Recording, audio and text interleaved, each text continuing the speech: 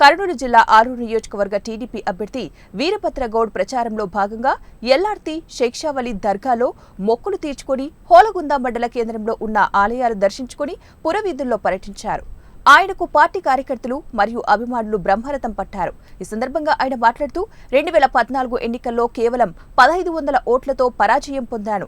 అప్పటికీ ఇప్పటికీ మీ ప్రేమ అనురాగాలు నాపై చూపించారు. అలాగే ఈసారి కూడా నన్ను గెలిపించాలని కోరారు.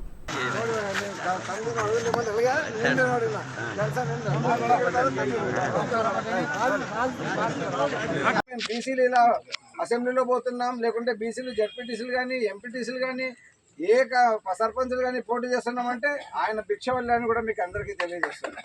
ఈరోజు బీసీ ఎదగడానికి కారణం ఒక తెలుగుదేశం పార్టీ అని కూడా మీకు అందరికీ తెలియజేస్తున్నాం. అందులో భాగంగానే ఈరోజు మళ్ళా 2014 నుంచి 19 వరకు మేము అంతా ఇన్ఛార్జ్గా పనిచేసాం.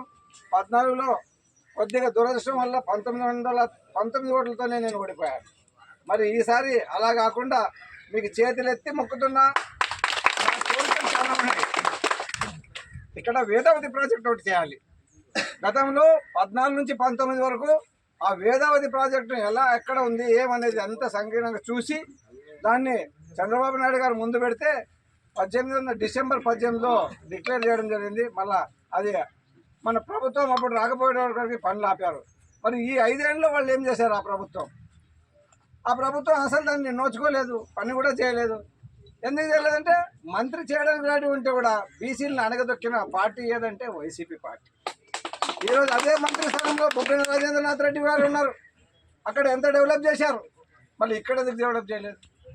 అంటే బీసీలు అంటే నామమాత్రమైన ఓట్లు మాత్రమే, లేకుంటే ఓట్లు దంచుకోవడానికి మాత్రమే బీసీలను ఉపయోగిస్తారు. కానీ అభివృద్ధి చెందడంలో బీసీలను ముందుకు